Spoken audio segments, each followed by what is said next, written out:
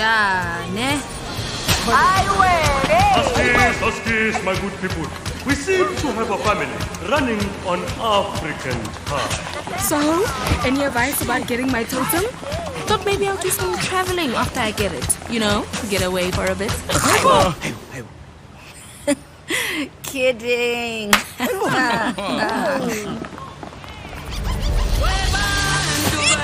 And finally, Sheba is here.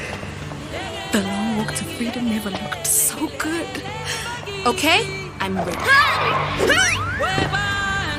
Your totem connects you to your past and propels you into your future. You will pass through a time, and with the ancestral gift of a totem.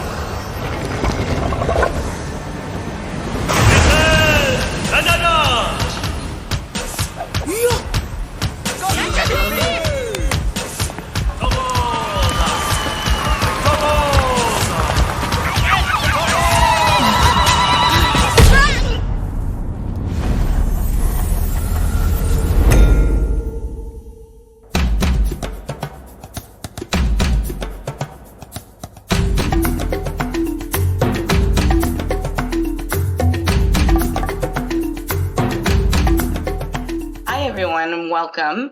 My name is Chenge, and I'm the marketing coordinator at Triggerfish. Hi, I'm Tshepo Moche, and I'm the writer and director of First Totem Problems. Hello, it's Minna Hamdi. I am the assistant director on First Totem. I'm Hadida, and I was a part of the development team for First Totem Problems. Hi, I'm Renee Sitako, and I'm the voice of Sheba. Hi everyone, this is Ahmed Gamal Arafa. I'm the art director of First Totem Problems. Hi guys, I'm Abdullah Mu'tasim. I'm the lead character artist on First Totem Problems. Hello, I am Amr Shalen. I'm one of the storyboard artists. Hi, I'm Sofia Zorska. I'm the storyboard artist on this project.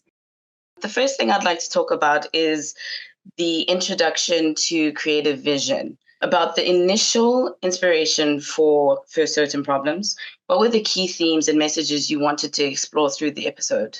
So keep in mind, the brief we got from Triggerfish and Disney was they wanted something aspirational. We didn't really have many boundaries. They wanted something family friendly, and they wanted something African futuristic in its nature and genre, right? So obviously, I think we've all had this as artists, especially from the continent. You just want to do everything because it's like this big opportunity to do all this stuff. So when initially I didn't particularly trust myself with my vision, but I knew I wanted to tell a female-led story, and I knew I wanted it to be about family, and I knew I just wanted to find, and comedy. It was the comedy aspect of it, right? Those were kind of like the three kind of points for me. And then, like I said, Kadi's in the room. She was one of the writers as well. And I don't know if you remember, Kadi, I'm not entirely sure how I landed on the theme of finding your voice, right? Which is the major theme of the film, was that idea that Sheba needed to find her voice amongst everybody telling them what to do. Do you remember a little bit, Kadi? It's wild that I don't remember. I do. I think we were just having discussions of where we could go with this family story. Because again, like you said, this opportunity was so big that we didn't want to, go too vague. So we brought it just back to us and more specifically to your family in terms of growing up, you had the duality of the two families, and you as kind of the connection, you had to juggle the two families. And thinking of that, we kind of wanted to play with the idea of, okay, if we're talking about Africa in the future, we were pretty sure that the past will always have a lot of, I can't really find the word here, but a lot of importance to the story and also the character. And that's why we wanted to go back to, okay, if we're talking about Africa in the future, our ancestors are definitely a part of it. And our ancestors, how would they see the future themselves? So I think playing with that, we kind of honed back into your story of your family. And then playing off of that, we found Sheba's voice. The respect for cultural heritage is palpable in the film. How did you and the team go about researching and integrating cultural elements into the animation? What were there any specific rituals or symbols or histories that you felt were particularly important to get right? When the story was written, of course, Tshepo and the team brought all the culture stuff in the written part. But the challenge was when you come to translate that into the animation, into the motion itself. And this is when we got the best and the golden feedback from Sydney. I guess Tshepo remember that. So it was creating our own visual library to the team.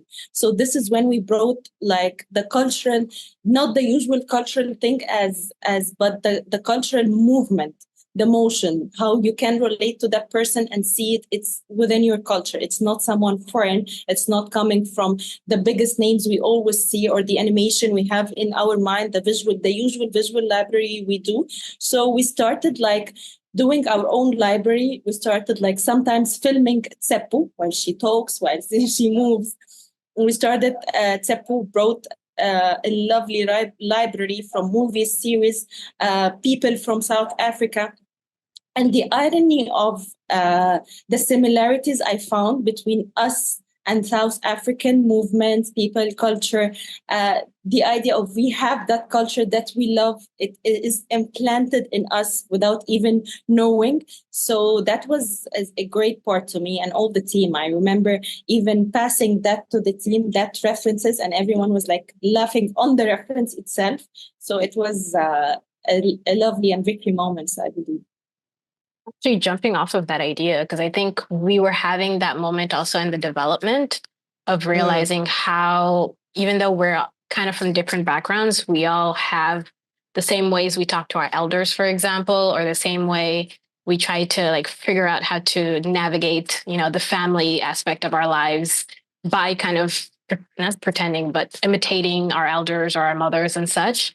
And so I think, of course, it's a very specific story, but at the same time, it is an African story.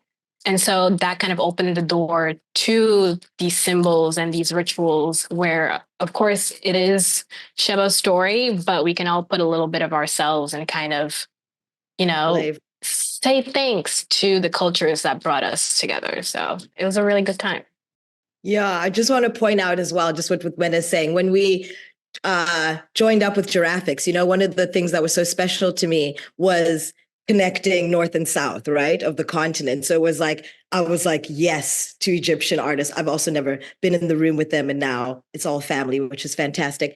So that was like really fun to also like bring South Africa to Egypt in some weird way, but also Egypt was coming to South Africa and then just going, it's all in a great mixed pot. And having the team also bring themselves into the space and the party was really important to me. And I think just elevated the story and the films. Yeah. The episode highlights strong feminine perspectives. So how did this focus influence the narrative and production of First Totem Problems? In what ways did this feminine energy, show up in both the storytelling and the production process? On screen, you can see the feminine energy. I think Sheba is the lead. You see it in her mom, you see it in her grandmother, you see it in her ancestor. You can feel there's a strength and a power, even when it's being silly, even when it's being ridiculous or immature, So I think on screen was like tick easy, so to speak. Off screen for me was also what was really important. And I think there is where was the push and the drive and the encouragement and the openness. Quite honestly, it wasn't a struggle in this crowd, which is beautiful because I don't even think it should be a conversation, but it still is. So it's wonderful when you're experiencing spaces where the feminine energy pours out because it wasn't necessarily a subject matter. It wasn't something we had to slap on a banner. The space was just what the space was, and everybody came into the room to serve the story because everybody understood the story and connected to it, whether you were male, female, in between, above or below. There's a part where we were like kind of determining the acting choices for every character. I think like regarding what Tshepo was saying also, like the characters themselves, we consider them like to be a spectrum of different like attitudes.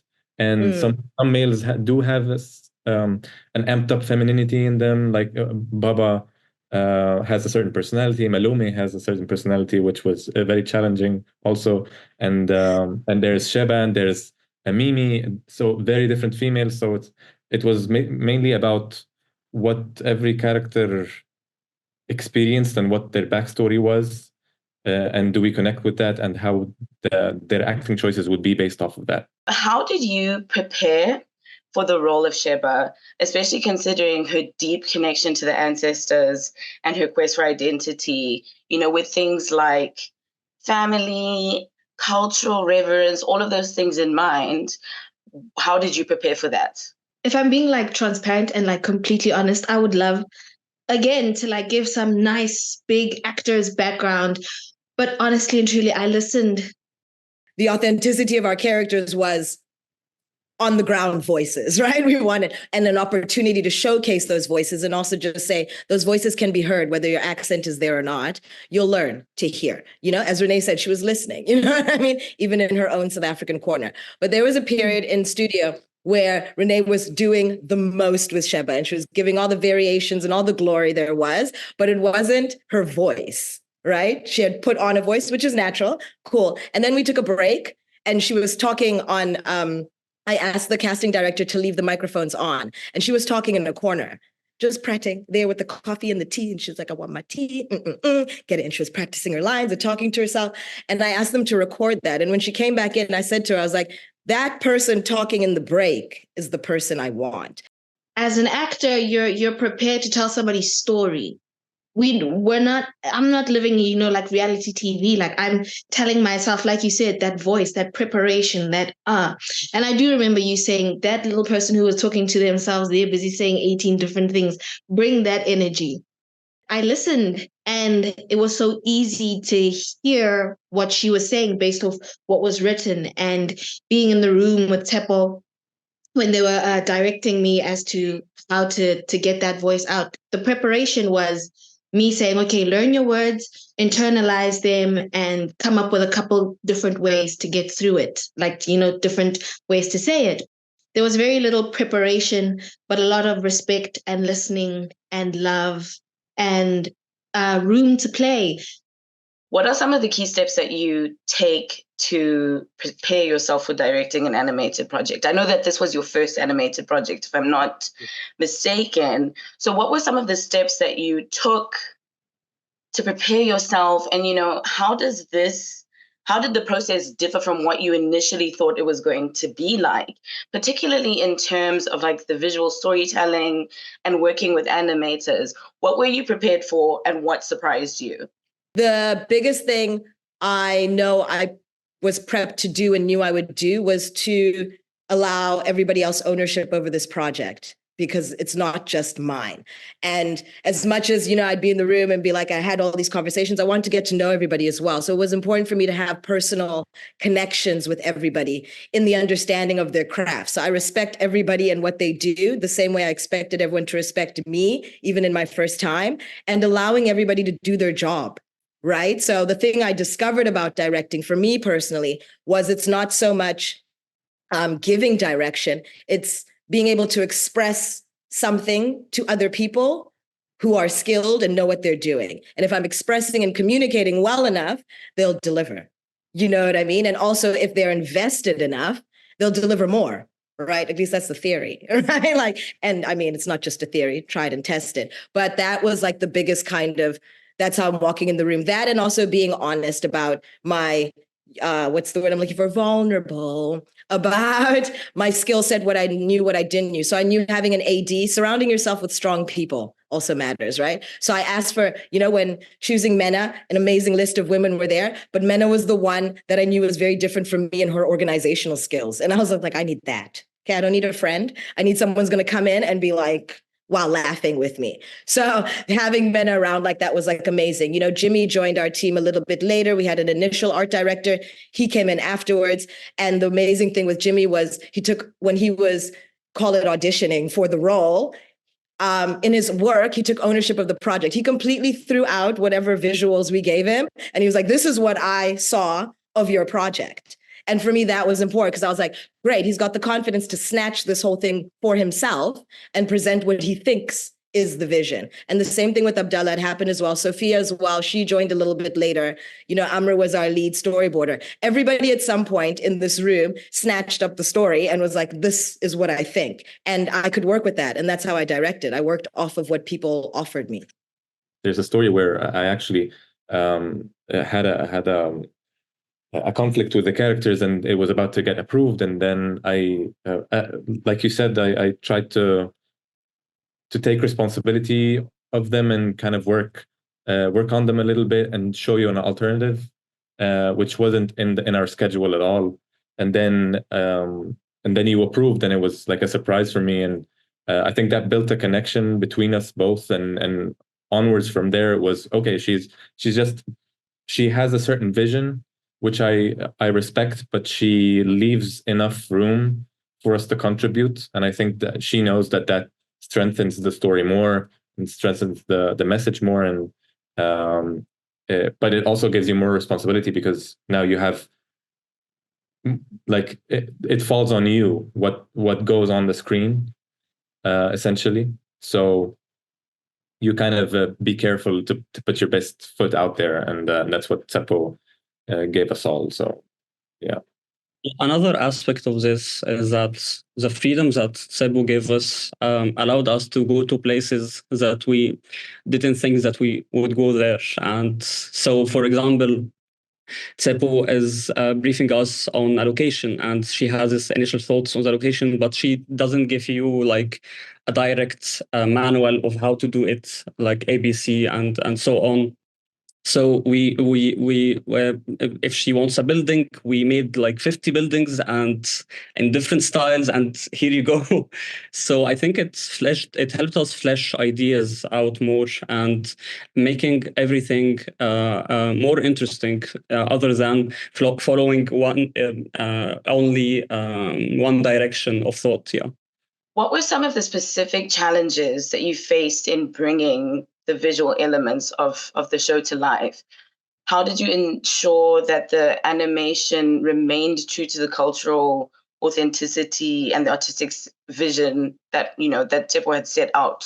We had two main challenges. The first one was that we didn't know anything about South Africa, actually, beforehand. We didn't know anything about the culture, the demographics, or the geography, or anything else. And we were lucky because Tshepo and Minna gave us gigantic mirror boards with tons of references and everything. We had photo references, we had like videos, and maybe some illustrations and animation as well. So we had massive library of things that guided us throughout the way. The challenge was about making sure that we do not produce your daily African animation film, because when you say we need to make an African animation, so let's slap some patterns with some bright colors out there, and here you go, it's African. So from day one, Tshepo made sure that we all know that we don't want to do this, actually, and we want to integrate like South African arts, patterns, visual cues in more intelligent ways to add it like in maybe if you have a pattern, don't draw it on a wall. Maybe you can make it a landscape with grass and trees and so on, integrated into vegetation and integrated to how we design neighborhoods, how we design pipes, etc. and so on. So yeah, this is the challenges we had. How did you work together to visually represent the infernal bureaucracy and the feud between Sheba's ancestors? Also, what were some of the key influences in these depictions? The fun thing that we had between art direction and storyboard is that we wanted to create environments and concepts that serve the storyboard and to make it more interesting. So if you have seen any of the fighting scenes between Weiwei and Mimi, we had spaces where they can jump from a space to another space. We gave them like water bubbles to fight with, and so on and so on. So I think our direction and storyboard had a lot of interaction to make everything more interesting and have more movement. Also, regarding the conflict between Sheba's ancestors, and regarding our direction, we wanted to make the ancestors' world very visually busy, and we wanted to make it like make the levels of visual tension very high. If you see any scene we had these crooked pipes everywhere, chaotic pipes everywhere with very sharp edges and layers upon layers upon layers of elements and piping and so on. And I think this chaos and this layering and business of background elements raises the tension between the ancestors as well. We tried to make the chaos that's happening between them, and to feel more with the struggles that Sheba's been through. The memories came, and it makes me like feel like, okay, I want to add some of my memories or some of my maybe like ancestors' life to Sheba's ancestors, and so this was very like to show the conflict between Weiwei and Mimi, and to blend this visual humor with the emotional depth for Sheba. We played a lot with the story and adding some of our personal personal memories. Like that was actually Tshepo gave us the room to add some of our lives to the story. I think the first touch to the project was the actual test of my storyboarding skills with fight between Sheba's ancestors. So I started actually with the fight of the ancestors, and I'm glad that we used a lot of visual and physical comedy, which kind of brings me to my childhood and old movies. I don't know, of Jackie Chan, who's fighting in a funny and creative way. So I also brought that with small things like fighting hands or cartoon people slapping each other in the face. So yeah, that was the story of making it. I think there's a lot to add with this from the character design's perspective, but only that the fact that we were curious from the beginning as to how each character would look like, and I think we reached with Tshepo to a point where we wanted to make every character really they contrast off of each other. Like Gogo is very small, but she has all this fight in her, and she's really aggressive. And Malumi, although he's very big, but he's very cowardly.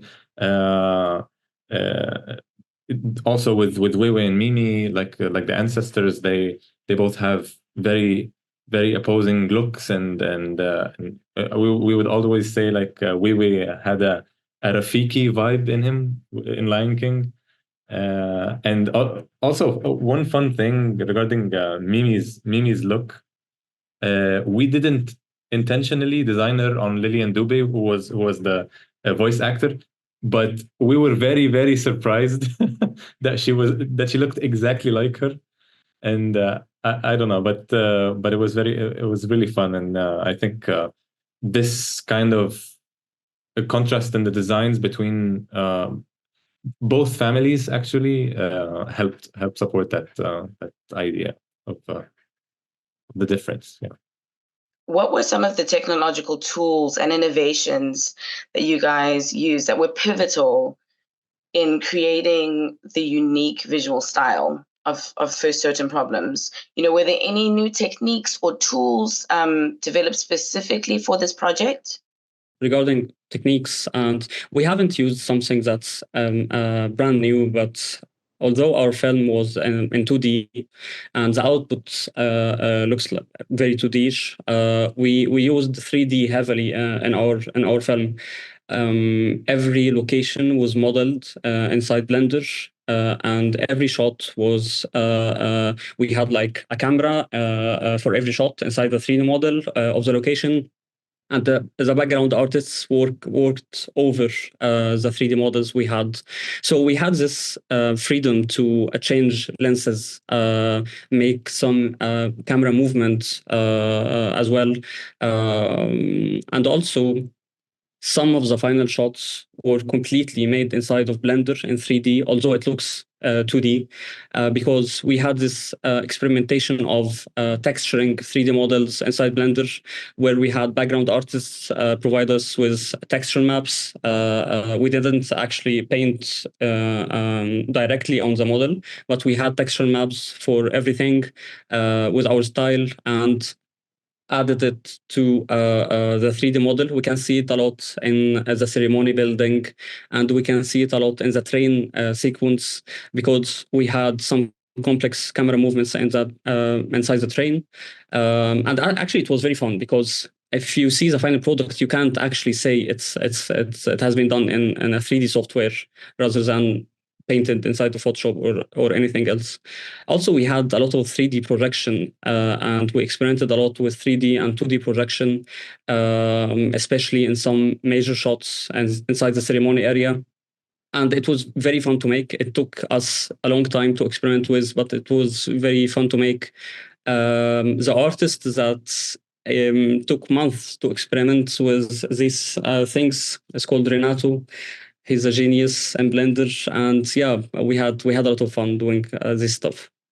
How they were gonna clean up the animation in the style that we originally intended, because the way we started drawing or in the early development was geared towards cutout animation, like 2D cutout stuff. If you can, like Gumball, for example, like this type of animation, which was flatter.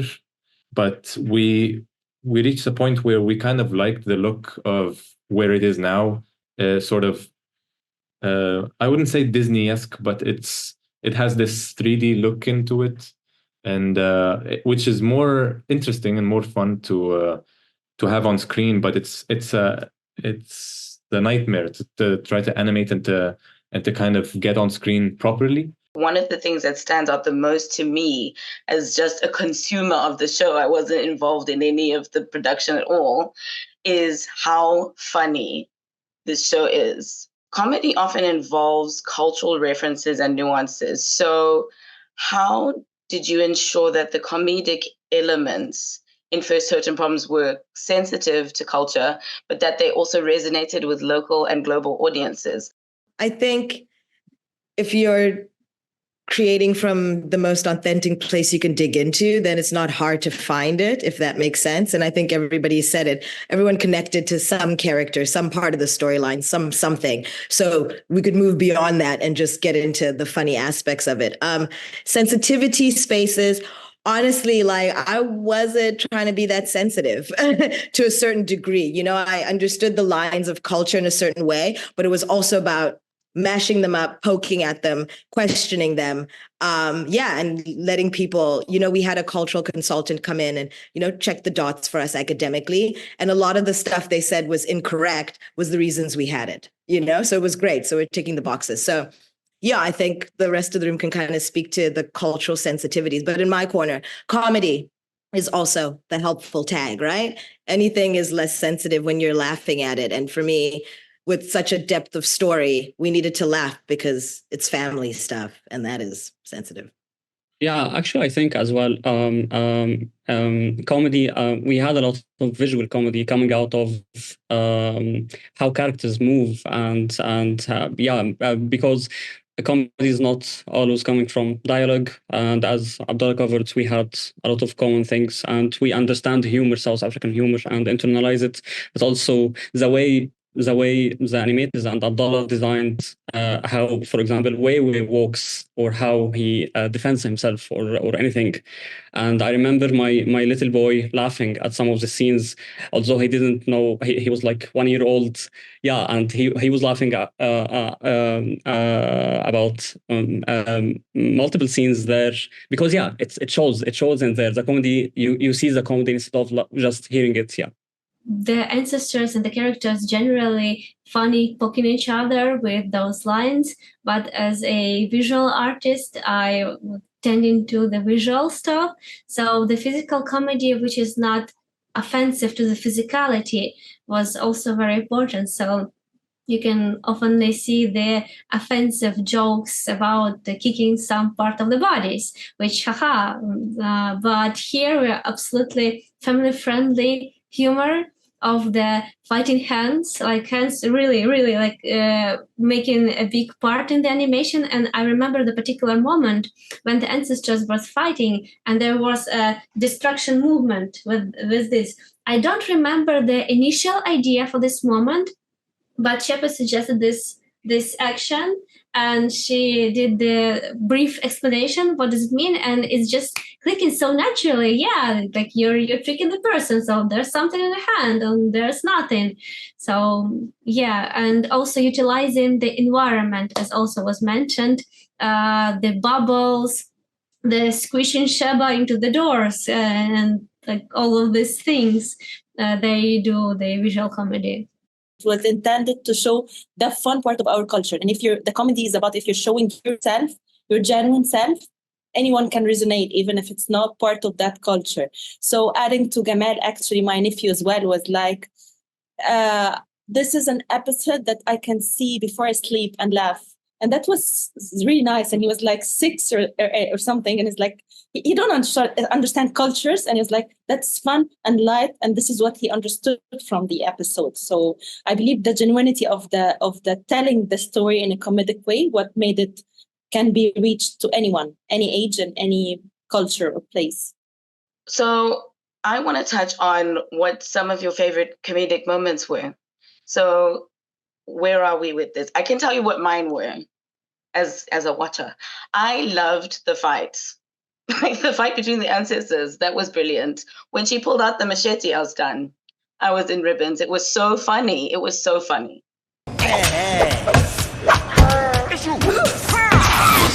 So I didn't get a totem because you two were fighting?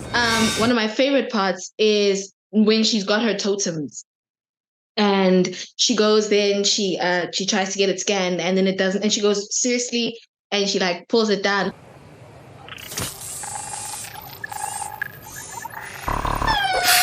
Seriously? Standout verified.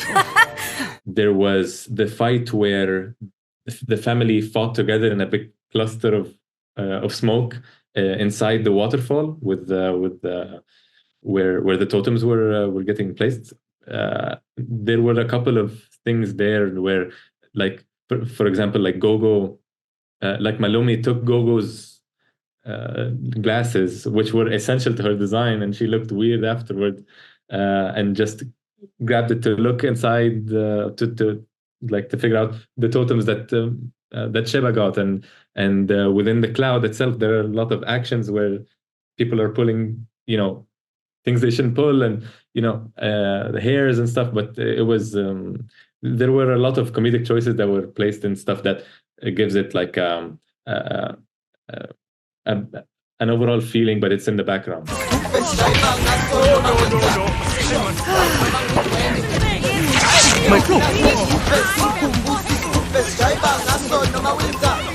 I will say not a moment in the film, but I will say a character. I think the receptionist is one of the characters that I really want to know more of it.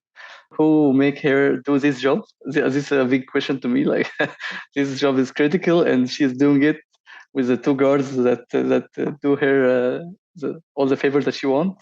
So yeah, this character, I want to see more of her. Welcome to Ancestors Never Die Incorporated, my babes. Surname and time of death, please, babes. Babes, I think we have an unregistered new soul lost down here. Yeah, actually, me too. Yeah, the first time we are introduced to the receptionist, and when Sheba enters the ending, and we have this. Yeah, we talked a lot about her character and how she talks, and Tshepo did when Tshepo first did her voice acting and the dialogue guide. It was very interesting, and when we actually recorded her, it was way more interesting with her, dress and gadgets and fancy nails and everything. Yeah, I really like her. Yeah. We need more of her. Yeah. I think the part that always kind of makes me laugh, and this might be a bias, but it is the dialogue. I think there are just so many quotable moments that in of themselves can become memes, because that's kind of how I communicate in general. But for example, when they say, "I'll snatch the disrespect off of your chest hair," like that is it's so good. And the thing is, it's so real to who we are that like no one else can get away with saying it. And I think that's also part of the comedy of, yeah, she's gotten to a certain age where what she says is real. You don't know how that'll work out, but she will snatch it off your chest. And it's both real and nonsensical, and it's just so funny. So every time I watch it, I always find a new joke or a new quote that I can't wait to use on people. I think it's way for me. Like I love the receptionist, and I want to pin on that. So we and it's inside joke because it's a tiny scene that no one can see. In the middle of the fight, we actually dance, and he make like a move of dancing, and this is so the character. And that reference, I put it from a classic movie, an Egyptian movie from Fuad al-Muhandis, and I showed to Tshepo, and I was like, that reminded me of that, and I felt nostalgic about that character. And every time I see it, I crack. It's like so us and so Egyptian and so African, and it's like, what are you doing? So it's a really tiny moment that I love. For me, it's a memorable moment when in laundry, her ancestor is searching for the soul costume, and I was like, is it a body? So he's searching for a body, and he actually did, and he slapped the wet costume into the Sheba. So I think this thing, because it's so memorable and unique, that's what I like the most. The healer's cloak would get you through the waterfall. Hey, you're too smart. Definitely a miggy. Just need to get your spirit suit so I can sneak you to the totem print. All 10 minutes is my favorite. I'm going to give the classic line. Like everything everybody mentioned is exactly like what's up. Yeah, everything was just funny. It was supposed to be. So I don't have a special moment. I think my real funny moments was us creating these moments. That was really fun, and those are the little secrets no one's going to talk about. We had pictures. I remember the art room with like on the mood board, the whole team, Jimmy and Abdullah's team had like funny photos of themselves. And I'd like wake up and be like, what is happening in this room, And watching storyboard, like act things out for me was like hilarious. Even like circling back to Cuddy to like pitch something or an idea. And she was just like, that's not funny. That's funny. I don't understand. That's the thing. So the background process, getting Mena, asking Mena to do certain things and getting her opinion and be like, oh, I don't know. And we'd sit a lot like this. We had a lot of days like this. There was a lot of humor, again, behind the scenes that definitely is my faves of everything. What advice would you give to your younger self when starting out? And, are there any lessons or experiences that you wish you had known earlier in your career? I think the biggest thing I still continue to learn even till now, but from the start of my career is getting into the rooms is not the hard thing. And that's usually the question everyone always asks me. How do I get in the room? That's not the difficult thing. Being in the room, getting a seat in the room, being cushioned and comfortable in the room, staying in the room, and creating more space in the room for someone else to come in, that is the difficult part. So don't haggle yourself. Don't stress yourself out about how I get in the room. Send the email, knock on somebody's door, ask them at the marketplace. The amount of people who come up to me and they're like, I spent 30 minutes doing this. And I'm like, what?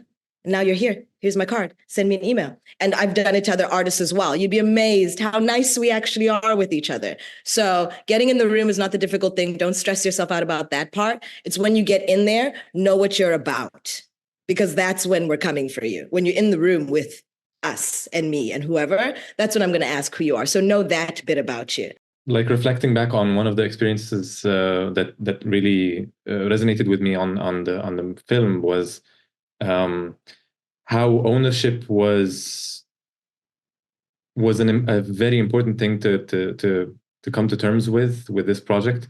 And I think what the advice would be is know what your name represents, because I've had to think a lot about, especially early on. There were pivotal points where, okay, my name is going to be attached to some of the stuff in early development. Do I really want it? Do I really want my name attached to this? Am I comfortable with this by myself? Even if everyone says it looks okay, there is a duty, I think, that falls upon me to no, this can be better.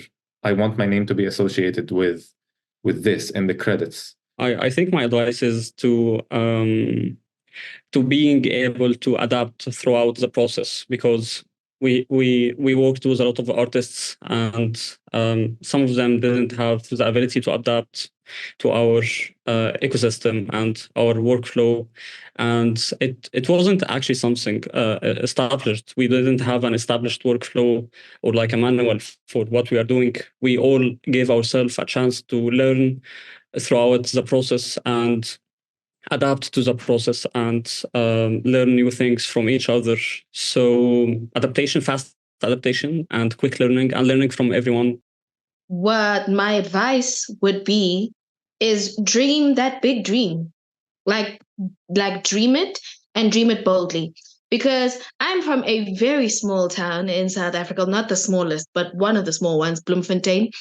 And asking me what I want to be when I'm big, and I say a Disney character, how? Baby, how? Just how? And here we are today. You understand? So dream that big dream, dream it boldly, put it into existence, say it out loud, and tell as many people as you can, because who knows, you might just say it to someone who can make it come true. And you might just say it enough times that the universe feels, well, damn, we're going to have to make it happen for them. I'm going to go with the classics of trust the process. Yeah, like I've always wondered, how can I trust the process? So I think by believing that each step and each project is an opportunity for you to learn from, and you can never know what can lead to what. So always be proud of your experiences, no regrets or any experiences you had. As said before, Renee, I believe said before, you can success from hundreds of times. You can success once. So you will never know which experience can lead to a better experience, and you will never know what is gonna be the reason of your new chapter of growth. So trusting the process, be patient, is what I can give to other people and myself, actually. The one thing I wish I would know at the beginning, that creativity is a marathon. It's a long run. Sometimes it's very exhausting. And on this way, you will be tired and exhausted. Even if you very, very love the thing you do, you can be tired of it. But don't let this feeling stop, because if you will try 100 of times, as Dina said, you will have maybe small chance, but shine and get the job of the dream and meet the amazing people. But if you start, you will have 0 chances. And when you feel discouraged and on the ground, just let yourself rest and continue to go. And on this way, there will be people who come to your life and radiate the sunshine, trusting you. And among all the professionals, like there'll be people that better than you, that more skillful than you. That's just the life. But if you will take the people on the same level, the studios and the directors hire you, your points of view, your sense of humor, your life experience. So be yourself, keep going. There'll be people who will trust in you. So everything will be okay. I think the advice that I'll give, and it's kind of the hardest one, even I have a hard time with this advice, is patience. just because it'll take time to get to the door. It'll take time to go through it. It'll take time to stay in the room and to exist in the room and to continue being in the room. Because kind of like what Sophia said, every project will feel like a sprint, but your career will feel like a long-ass marathon. And there will be a lot of times where in that marathon, you don't know if you're going to make it because there won't be feedback. There won't be constant approval that is given to you. You have to give it to yourself, and you have to take that extra step to get to the next project. And in those moments, honestly, you'll wonder why you're taking that step, why you're still here in the first place. And then next thing you know, you're in a sprint again because you have a project that is, giving you that energy to continue. So a lot of it is, being more mindful of why you're doing what you're doing. There's a love for it. There's a passion for it. But there's also, the part of wanting to exist in this industry. And so it's a lot of work that you have to do alone, oftentimes alone. And so you have to be able to give yourself the approval that you need to continue. And it takes patience. It takes a lot of patience. So good luck to everybody. Open your eyes.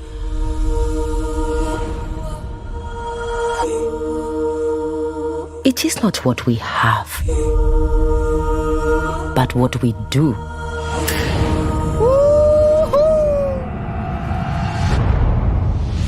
Let's go.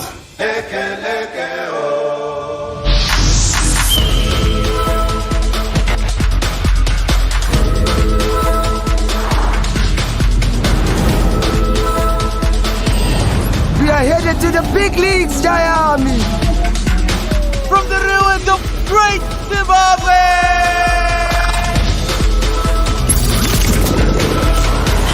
You are a disgrace to your name, Kiddo. I should be out there making them pay!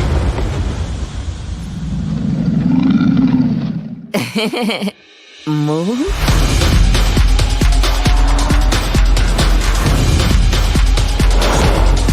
You will not have him again! You chose this fate. You think that's fast? Watch this. Alright, let's play. Ready to meet your ancestors?